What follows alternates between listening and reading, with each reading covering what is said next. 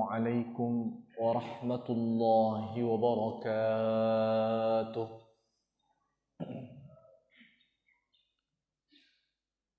الحمد لله رب العالمين وبه نستعين على أمور الدنيا والدين.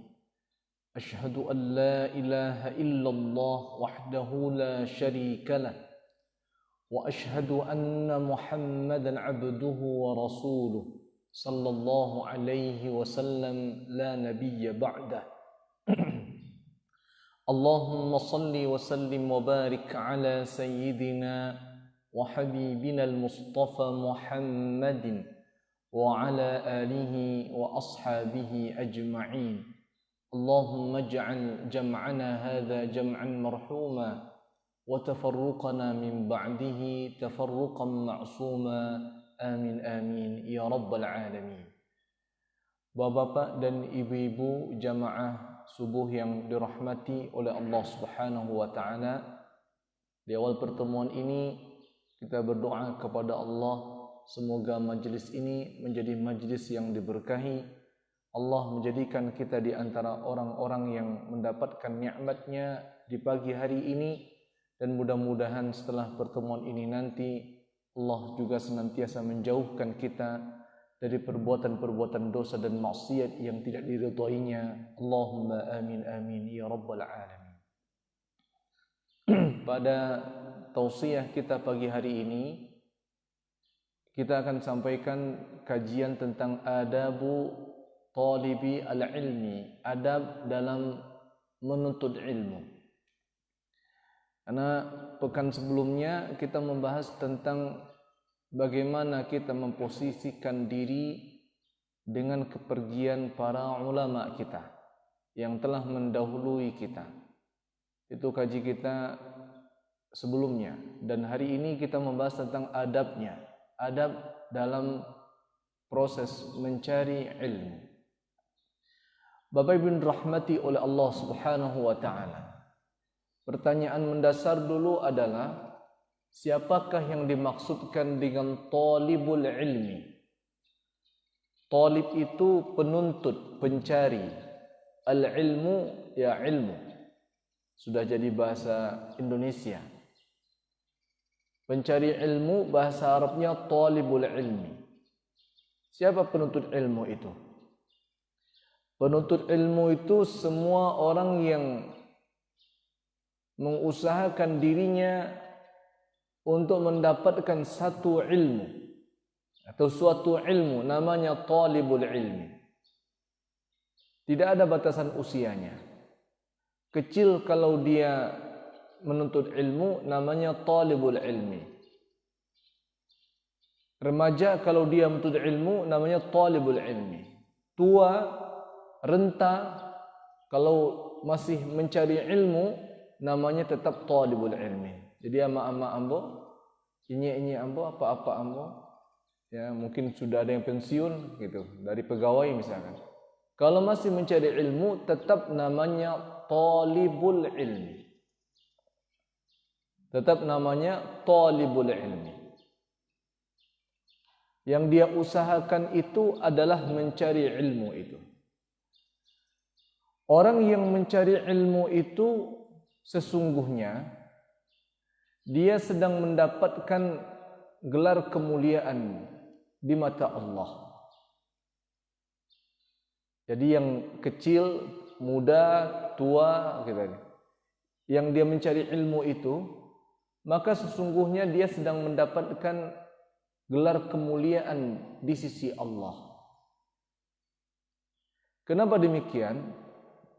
Karena ilmu yang diusahakan itu adalah satu-satunya warisan para nabi.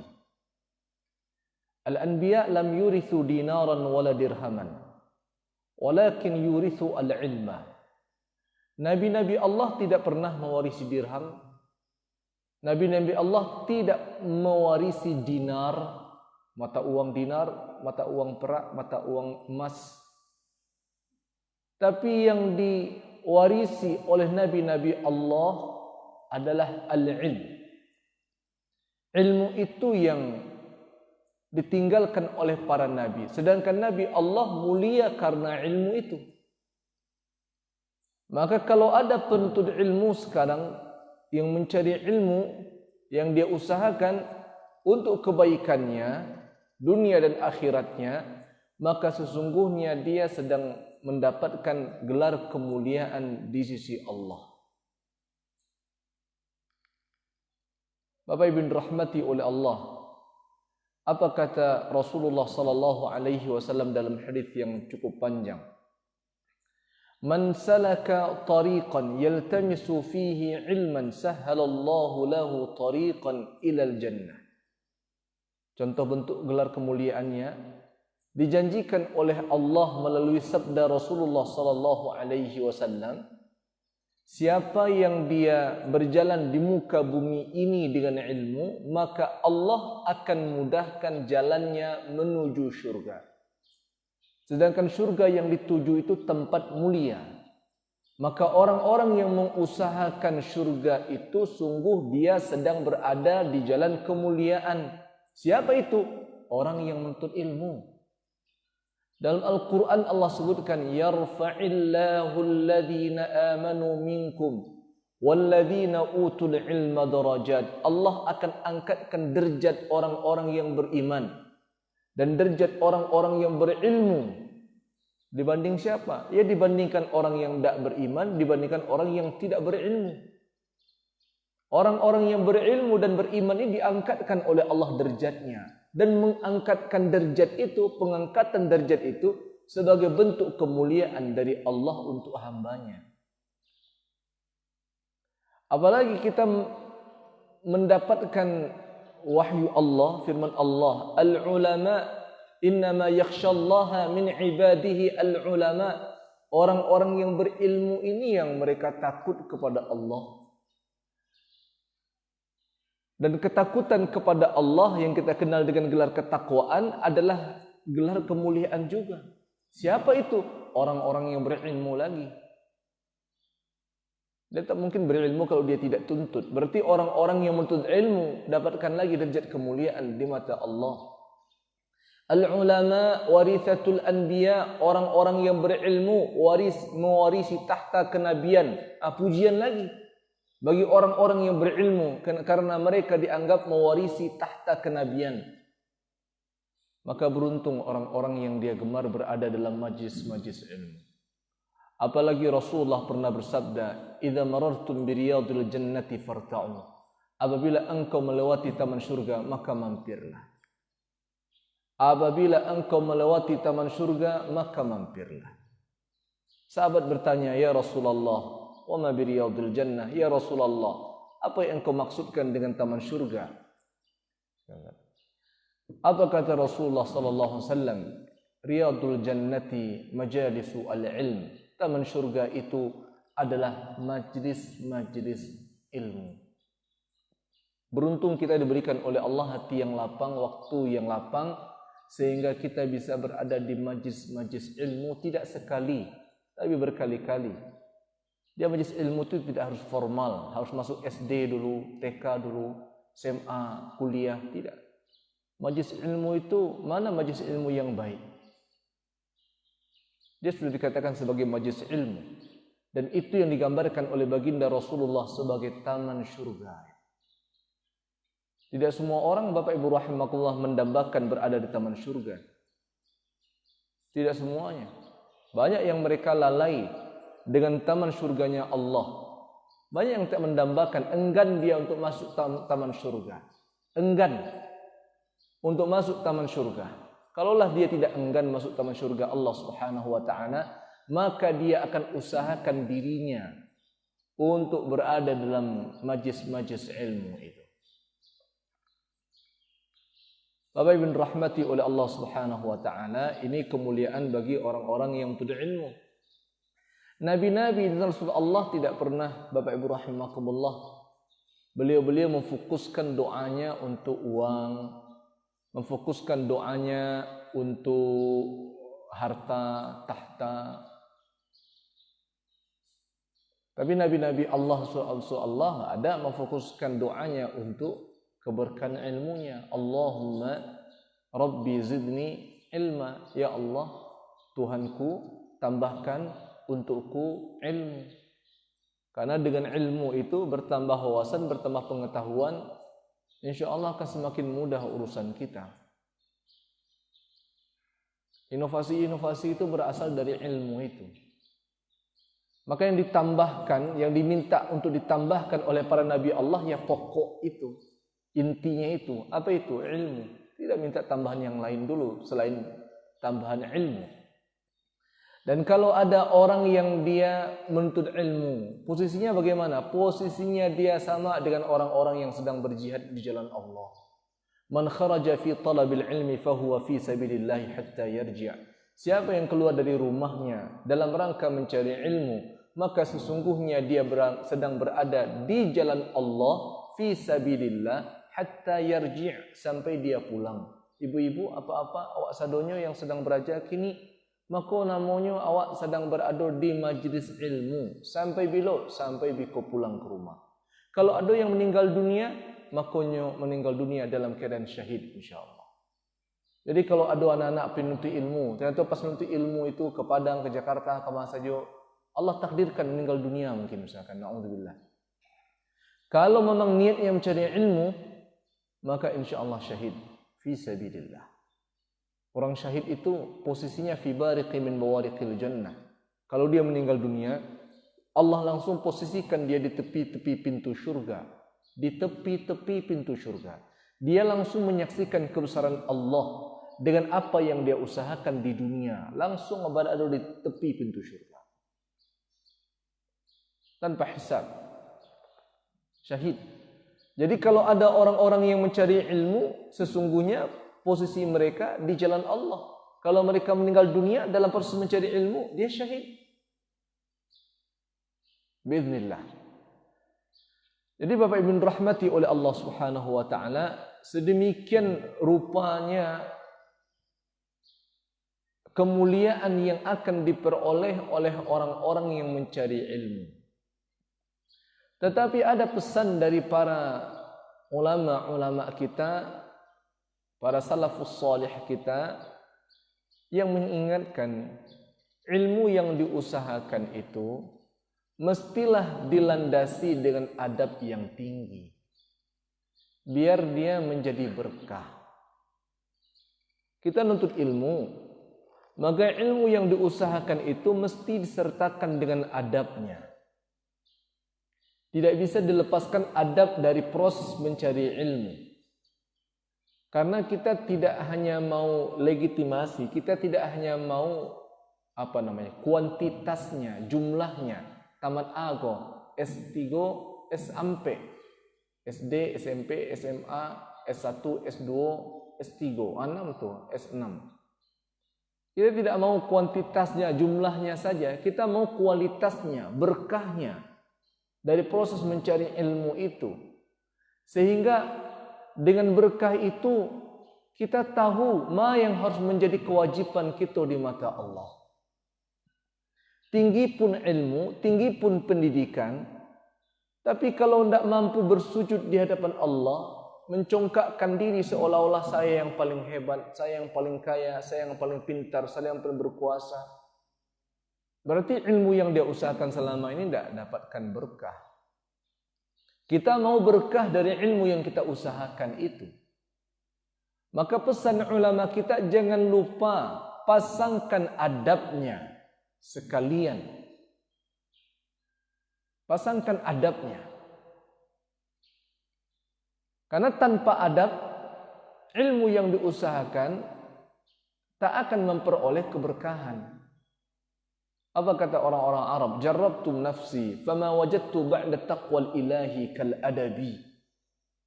Kata orang-orang Arab, aku usahakan semua perkara dalam hidupku ini. Tak ada yang ambo dak usahakan. Seadonyo lambo kakok, seadonyo sudah ambo paci, semuanya sudah aku usahakan. Maka aku mendapatkan kesimpulan, tidak ada yang aku butuhkan dalam hidupku ini sesudah ketakwaan kepada Allah. Yang pertama mana takwa kepada Allah, melainkan sudah takwa itu aku butuh dengan adab. Aku butuh dengan adab. Adab itu bahasa kininya etika, akhlak, sopan santun. Kalau di sekolah karakter namanya. Nah itu dia. Itu adab. Tidak ada yang aku butuhkan dalam hidupku ini sesudah takwa kepada Allah kecuali adab. Jadi adab diposisikan oleh mereka, Bapak Ibu rahimakumullah, nomor 2 setelah takwa. Kita sering kali Bapak Ibu rahimakumullah lupa dengan adab ini. Anak-anak kita lupa dengan adab ini. Sehingga kecenderungannya sibuk mencari ilmu, tapi tidak pasangkan adab dalam proses mencari ilmunya. Akhirnya keliru. Kalau kita buka buku-buku literatur Arab ya, buku-buku Arab. Buku-buku Arab lah, bukan buku-buku bahasa Indonesia. Buku-buku bahasa Arab yang mengajarkan tentang agama, hadis, tafsir, ulumul Quran, fikih, segala macam itu. Itu rata-rata pengarangnya akan menempatkan dalam karangannya itu bab adab. Minimal sekali. Di awal bahasan kitabnya itu beliau akan menempatkan satu hadis dari Rasulullah sallallahu alaihi wasallam yang dikenal sebagai hadis ahad tentang niat. Innamal a'malu binniyat wa innamal likulli imri'in ma nawa. Ini adab yang paling utama ini, niat. Diletakkan di halaman depan itu. Kalau ada kesempatan di antara bab-bab bahasan itu beliau tempatkan ada bab khusus, misalkan bab adabul muhaddits, bab adabul mufassir, bab adabu talibul hadis, bab adabu talibut tafsir. Begitu. Bab bahasan adab bagi seorang pengajar hadis. Bab adab bagi seorang pengajar tafsir. Bab adab bagi seorang penuntut hadis, pelajar hadis. Bab adab untuk pelajar tafsir. Bab adab bagi seorang ahli fiqih. Bab adab, dibuatnya adab begitu Bapak Ibu rahimakumullah. Dan buku-buku tentang adab ini tidak satu, banyak sekali. Kenapa demikian? Karena para ulama meyakinkan dari percobaan hidup mereka akan hidup berputar-putar dari generasi ke generasi. Ternyata mereka mendapatkan kesimpulan bahwa adab adalah perkara yang terpenting dalam hidup manusia. Di samping ilmu yang diusahakan. Kalau sejalan, adab jalan, ilmu jalan, maka insya Allah berkah ilmu yang diusahakan. Tapi kalau seandainya ilmu diusahakan, adab tidak dipakaikan dalam proses cari ilmu, ya tidak kita salahkan. Profesor masuk penjara gara-gara narkoba.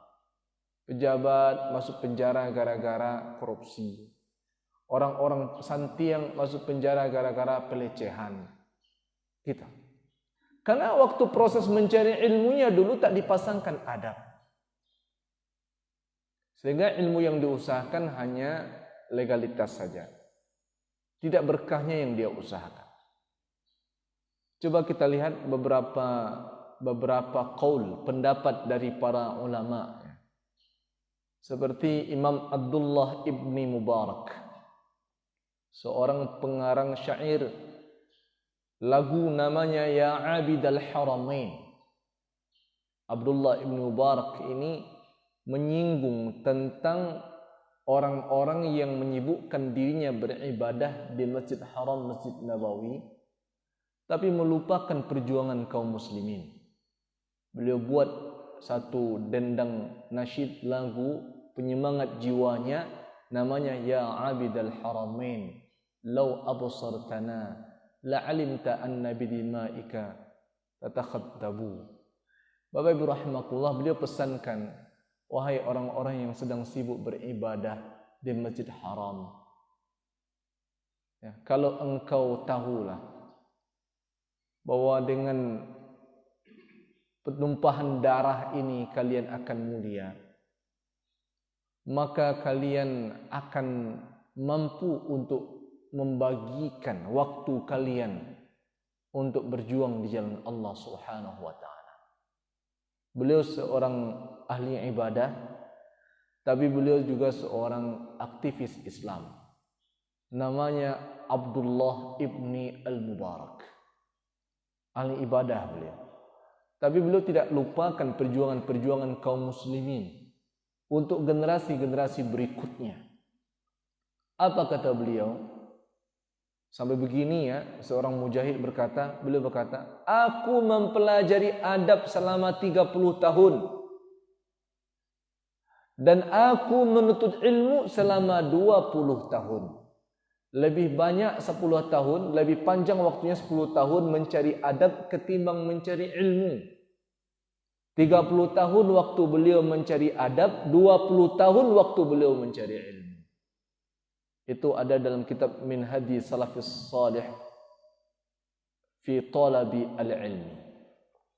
Beliau berkata, 2/3 ilmu itu sesungguhnya adalah mempelajari adab. 2/3 dari ilmu yang diusahakan itu sesungguhnya adalah mempelajari adab.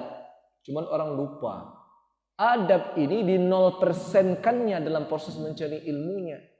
Dia sibuk saja dengan ilmu-ilmu yang diusahakan, adabnya dia lupakan. Padahal 2/3% dari ilmu itu, kata Abdullah bin Mubarak, sesungguhnya mempelajari adab itu.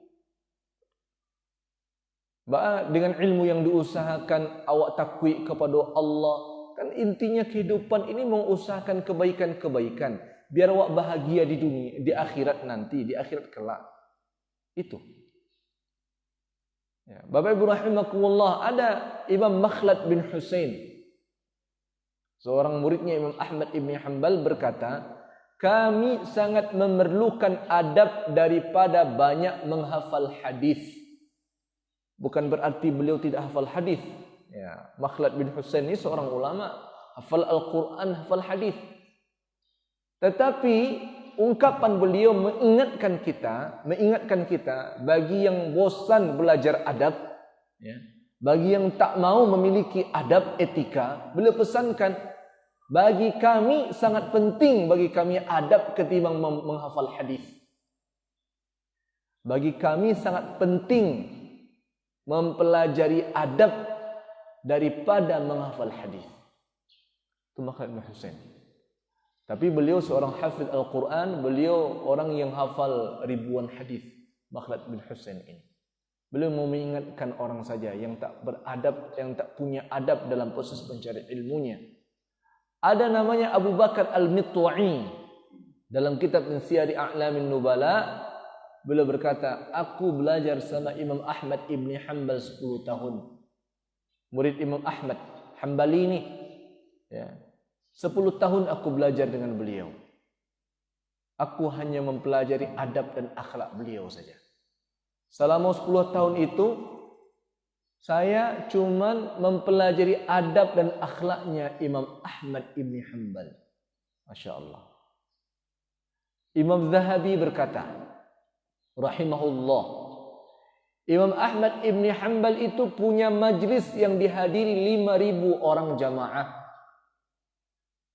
Imam Ahmad ibn Hanbal itu punya majlis ilmu, dihadiri oleh 5.000 jamaah. Tak sedikit ya, 5.000. Sekali majlis 5.000. Padahal waktu itu belum ada mikrofon ya. Sehingga beliau memang membutuhkan dalam majlisnya itu, apa namanya itu? Mudhi'a. Ya, mudhi'a ya. Mudhi'a itu yang menyampaikan apa yang disampaikan oleh guru. Assalamualaikum, kata guru. Nanti yang di sana menyampaikan Assalamualaikum, Assalamualaikum. Sampai 10 orang. Karena muridnya 5.000. Muridnya 5.000.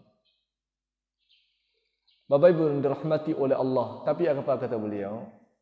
Yang menulis dari 5.000 itu hanya 500 saja. Yang mencatat. Dari 5.000 muridnya Imam Ahmad, hanya 500 saja mencatat. Sisanya mengambil manfaat dari perilaku, akhlak dan adabnya Imam Ahmad ibn Hanbal. Itu sisanya. Berarti sisa berapa itu? 4.500 ya. 4.500 itu mereka menyibukkan diri mengambil manfaat, mengambil hikmah, mengambil faedah dari perilaku, dari akhlak dan adab beliau Imam Ahmad Ibn Hanbal. Masya Allah. Berarti ini beberapa contoh lah. Berarti memang para ulama-ulama kita dahulu lebih memprioritaskan adabnya ketimbang ilmu. Dan beliau menempatkan adab itu dalam proses mencari ilmu. Kalau masalah talabul ilmi, saya akan tanyakan lagi. Para ulama dulu itu kalau proses mencari ilmu, jangan dibanding-bandingkan dengan kita lagi. Tidak terlawan dia, Wak. Kenapa demikian? Saya pernah membaca kisah proses mencari ilmunya seorang Imam Ibnu Hajar Al-Asqalani. Imam Ibnu Hajar Al-Asqalani ini, Bapak Ibu rahimakumullah, muda beliau sudah merantau pergi mencari ilmu. Ya, sudah berangkat ke Madinah Al-Munawwarah. Sampai di Madinah Munawwarah mengaji sekian tahun, beliau dapatkan dari guru beliau di Madinah ada satu riwayat hadis yang mesti beliau kejar ini sampai ke negeri Syam, tepatnya di Palestina. Madinah Palestina. Maka beliau persiapkan bekal, kuda, kemudian makanan. Berangkat Imam Ibnu Hajar Al-Asqalani ini ke negeri Palestina. Jangan dibayangkan Arab dulu dengan Arab sekarang. Kalau Arab kini nyaman, ada pesawat, ada bus, jalan tol, dan lain-lain sebagainya. Kalau dulu tidak ada itu. Tapi Imam Ibnu Hajar Asqalani karena ilmu, beliau tinggalkan Madinah, beliau berangkat menuju Syam. Padahal kita tahu dalam riwayat-riwayat yang banyak sekali pengaduan yang disampaikan oleh para sahabat, para tabi'in, tabi'in dan berikutnya yang menggambarkan bahwa Madinah itu mamlu'atan, kota Madinah itu dipenuhi dengan kerikil-kerikil, batu-batu dan binatang-binatang buas. Begitu gambaran Madinah. Digambarkan oleh orang-orang yang semasa dengan Ibnu Hajar Asqalani itu, Madinah itu penuh dengan batu-batu, kerikil-kerikil dan banyak binatang buasnya. Sehingga Abdullah bin Ummi Maktum karena batu-batu dan binatang buas itu beliau buta, minta izin ke Rasulullah tapi tidak diizinkan oleh Rasulullah supaya bisa salat subuhnya di rumah. Karena buta, tidak ada yang menemani untuk ke masjid. Tetapi tidak diizinkan oleh Rasulullah. Fa'ajib, jawab azan itu dengan keluar dari rumahmu, berangkat ke masjid, laksanakan salat berjamaah di masjid. Pengaduan Abdullah bin Maktum itu beliau gambarkan dengan Madinah ini banyak batu-batu, banyak binatang buas. Tapi Imam Ibnu Hajar Asqalani tidak gentar dengan batu-batu binatang buas itu. Berangkat beliau ke negeri Syam. Berhari-hari ke Syam. Jarak tempuhnya mungkin 3 kali sampai 4 kali antara jarak Madinah ke Makkah. Ya, berkali-kali lipat mungkin karena jauh gitu. Sampai di Palestina beliau cari lagi mana nih orangnya, mana syekhnya yang punya riwayat ini. Bertemu kan dengan guru itu, minta izin ke beliau untuk meriwayatkan hadis ini. Boleh saya meriwayatkan ini? Kata guru itu boleh. Lah dapet di beliau buci hadis itu, izin beliau, wahai guru, izin saya untuk pulang lagi ke Madinah. Apa kata orang Palestina itu, syekh itu? Ya fulan, ajli hadzal hadis. Apakah karena hadis engkau datang jauh-jauh dari Madinah kemari? Kata beliau, iyo. Gara-gara cik hadis bu, beliau datang ke Syam mempertaruhkan nyawa, waktu, tenaga, kesempatan, menahan lapar dan haus, rasa takut, rasa kantuk dan segala macam. Gara-gara cik hadis. Kini diberi kesempatan kuliah ke Mesir, banyak orang tua, jauh tu nak, tak usah nak. Nantilah jauh tu, banyak tu benuanya teloncei. Padahal duduk manis ni bu. 9 jam, 10 jam sampai di Mesir. Nanti bisa video call, pakai WhatsApp, pakai apalah ya, pakai media sosial, banyak sekarang. Tapi orang tuanya tidak mau melepaskan. Oh ya, tidak, siko sana. Dan begitu juga dengan anak kita. Kadang-kadang SD baru. Anak awal kerajo saya 5. Kerajo saya lipat. Samo saya pak. Sekolah, anak sekolah. Because ujung-ujung jadi pitihnya. Simple sekali memahami menuntut ilmu ini. Simple sekali. Ya, sering patah semangat. Makanya mungkin melalui ini pemerintah ada membuat kebijakan wajib belajar ya. Wajib belajar SMP, wajib belajar sampai SMA gitu. Disokong dengan beasiswa dan seterusnya. Karena memang kebutuhan itu. Orang-orang menuntut ilmu itu kebutuhan. Bapak Ibu dirahmati oleh Allah Subhanahu wa taala. Kita kembali, apa saja adab dalam proses mencari ilmu? Yang pertama, jangan lupa niat dulu. Ini penting, niat penting. Apa niat kita mencari ilmu? Ini perlu diingatkan. Makanya anak-anak di sekolah diajarkan untuk baca doa dulu sebelum menuntut ilmu. Karena doa itu bagian dari memperbaharui niat itu. Niat. Apa niat mencari ilmu? Dengan ilmu yang dimiliki ini bertambah wawasan. Mudah-mudahan dengan bertambah wawasan semakin baik kualitas ibadah. Ini yang pertama. Yang kedua, adab menuntut ilmu itu pelajari dulu inti ilmu. Sebelum belajar cabang-cabang ilmu, inti ilmu pelajari dulu. Apa itu inti ilmu? Al-Quran Al-Karim dulu. Jangan dibalik, yang lain dulu. Al-Qurannya tidak dipelajari. Matematika, santiang, Al-Quran tidak pandai. Ya. Kemudian ilmu-ilmu A, B, C, D, santiang, Al-Quran tidak bisa baca. Waduh, itu tak balik. Tak jadi dapat berkahnya. Tapi Al-Quran dulu nomor 1. Baru nanti ngikut ke cabang-cabang ilmu lainnya. Karena Al-Quran itu inti ilmu di Al-Quran itu. Jadi kalaupun di tempat di mana anak kita belajar mungkin tak ada Al-Quran, kita orang tua mengusahakan anak-anak kita supaya bisa belajar Al-Quran, bisa tulis baca Al-Quran, mengerti dia Al-Quran. Bapak-bapak, ibu-ibu yang hadir juga begitu. Jangan sampai kita mengakhiri hayat kita tidak pandai baca Al-Quran. Apa yang kita mau laporkan nanti kepada Allah Subhanahu wa ta'ala? Bacalah Al-Quran. Tidak pandai. Sedangkan orang-orang yang bagus bacaan Al-Qurannya di dunia, sering membaca Al-Quran di dunia, kelak di akhirat, di level-level awal dia berada di surga, Allah suruh dia kembali baca Al-Quran. Baca Al-Quran sebagaimana engkau membaca Al-Quran dengan suaramu yang merdu di dunia. Itu bentuk kemuliaan. Sedangkan orang baca Al-Quran di surga, tidak bisa baca Al-Quran. Karena di dunia tidak pernah belajar Al-Quran. Maka usahakan belajar Al-Quran.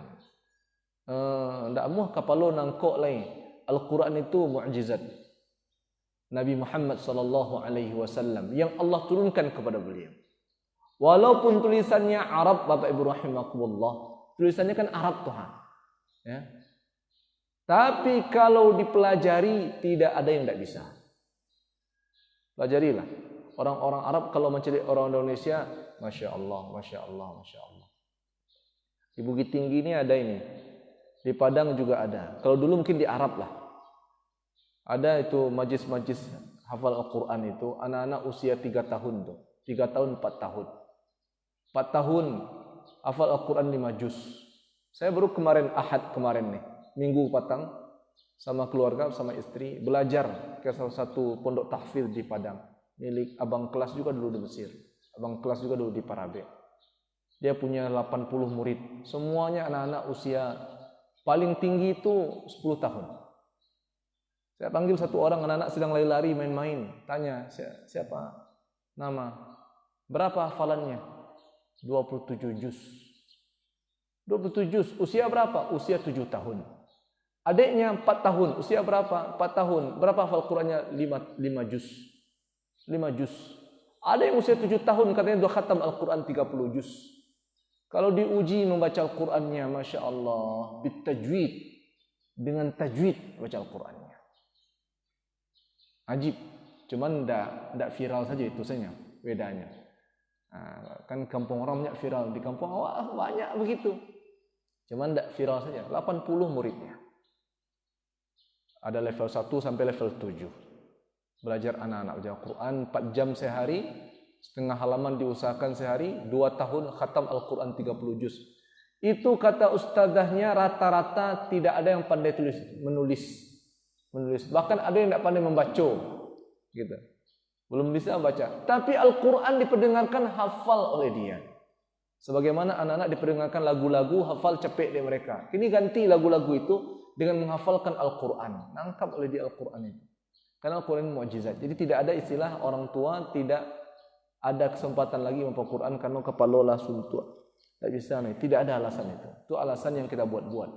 Belajarlah bisa. Teori membaca Al-Quran sekarang tidak satu. Kalau dulu mungkin satu saya. Kini teori membaca Al-Quran ratusan jumlahnya. Bagaimana cara baca Quran? Teorinya banyak, udah ratusan. Ini yang kedua Bapak Ibu rahimakumullah. Adab mencari ilmu, pelajari dulu inti ilmu. Apa itu inti ilmu? Al-Quran Al-Karim. Yang ketiga Bapak Ibu rahimakumullah. Jauhkan dunia dalam proses mencari ilmu itu. Jauhkan dunia. Jangan dunia jadi target utama gitu. Jadi kalau dunia jadi target utama, nanti khawatir kita hilang berkah ilmu yang kita usahakan. Jadi kalaupun tidak ada dunianya, ya tidak apa-apa. Tidak ada. Yang jelas untuk ilmuku jalan gitu. Misalkan apa itu? Tidak dapat dewa ayam fried chicken, ayam goreng gitu. Awak ni makan ayam goreng, tidak apa-apa. Kalau sampai bawa taluan tidak ada. Jangan sampai nanti saya mau belajar kalau ada ayam chicken. Kalau orang tidak, ambonio beraja kalau ada nanti hadiahnya. Kalau ada oleh-olehnya pergi jalan-jalan ke mahkamah. Kalau ada nanti sianu. Jangan itunya. Kalau ada handphonenya. Kalau ada motor. Kalau tidak boto. Kalau ada boto baru mau beraja. Kalau tidak. Bukan itu target utama. Imam Ibnu Abi Hatim, sebagaimana yang kita ceritakan sebelumnya itu, Bapak Ibu rahimakumullah, pengarang kitab Jarah dan Ta'dil. Ya, kalau di kami Pralubana buku Jarah dan Ta'dil ini, kita Alfa, waktu baca kisah hidupnya, ternyata Imam Ibnu Abi Hatim itu pernah dalam hidupnya menjual lengan baju ini untuk diganti dengan makanan. Karena tidak ada yang bisa dimakan lain. Tapasolah lengan baju dijual, dibarter. Untung lah amuh orang membeli. Untung lah amuh orang membarter dengan makanan. Dengan itu beliau makan. Ada ulama sampai makan ikan mentah. Ikan mentah dimakan.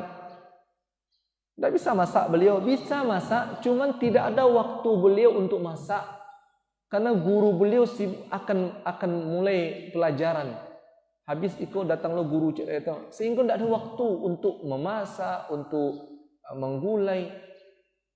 Bapak Ibu rahimakumullah. Itu gambarannya. Awak mungkin tidak sampai muditu mana. Kalau kamu gulai juga. Tapi Bapak Ibu rahimakumullah, jangan lupakan adabnya. Jangan dibalik gitu. Kalau kini kan harus bayar handphone. Handphone itu mereknya mesti kolo dulu.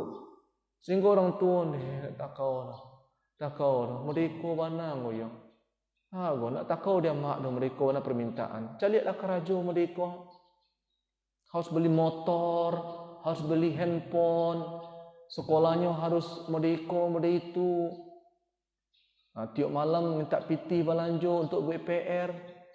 Buat PR-nya di kafe. Tak takau. Itu yang perlu diingatkan itu kepada anak-anak, kepada penuntut ilmu. Kalaupun mau, ya boleh. Tapi ya semampu kita. Tapi itu bukan jadi target utama. Karena target utama kita mencari ilmu adalah keberkahan. Ya, bukan hanya sekedar bentuk jenis, wow, keren. Bukan itunya. Tapi kita mau berkahnya ilmu yang diusahakan itu. Jadi kalau memang itu yang kita punya, ya tidak apa-apa. Tidak apa-apa. Bapak Ibu rahimakumullah. Berikutnya adalah hargai ilmu itu. Hormati dia, ilmu itu. Muliakan ilmu itu. Ya, termasuk gurunya. Gurunya boleh orangnya atau bukunya. Kitabnya, muliakan. Karena di situ ada keberkahan. Memuliakan guru, di situ ada keberkahan. Sebagaimana Abdullah ibni Abbas mencium tangannya Abdullah ibni Mas'ud. Ketika ditanya, kok mereka kau cium-cium? Abdullah Mas'ud tidak mau. Kata Abdullah bin Abbas, seharusnya begini kami memuliakan para ulama kami. Mereka harusnya kami memuliakan orang-orang yang berilmu. Dia muliakan dengan cium tangan. Tapi Abdullah bin Mas'ud tidak mau menarik tangannya dari dari kepalanya Abdullah ibni Abbas radhiyallahu anhu. Dimuliakan.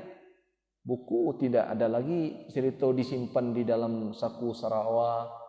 Nanti tiba di rumah dicampakkan. Kadang-kadang ada buku pelajaran, mohon maaf, buku pelajaran apa saya pelajarannya? Dijadikan sebagai alih pariu awak lagosong, pangke ayi awak dari dapur. Itu kan bagian adab. Itu ilmu loh, ilmu yang diusahakan. Kalau iya mungkin untuk yang lain, bukan untuk hal yang sepele begitu. Karena dia bagian dari adab.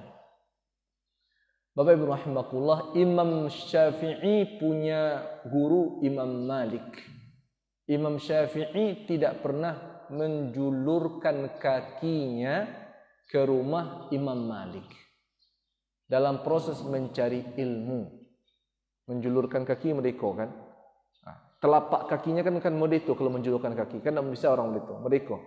Maka beliau tak mau menghadapkan telapak kakinya ini ke rumah Imam Malik. Walaupun Imam Malik itu rumahnya dibatasi oleh dinding, tapi beliau tidak mau. Sampai begitu Imam Syafi'i dengan gurunya Imam Malik. Beliau tidak mau membalikkan buku di depan Imam Malik. Membalikkan buku depan Imam Malik tidak mau. Kenapa? Takut hilang konsentrasi Imam Malik gurunya. Jadi kalau membalikkan buku jauh-jauh. Ya, sembunyi-sembunyi. Begitu Imam Syafi'i. Adab penting. Apa di antara adabnya? Memuliakan guru. Baik orangnya atau kitabnya atau bukunya. Yang terakhir Bapak Ibu rahimakumullah, apa yang diusahakan segera diamalkan. Jangan ditunggu mengamalkannya nanti.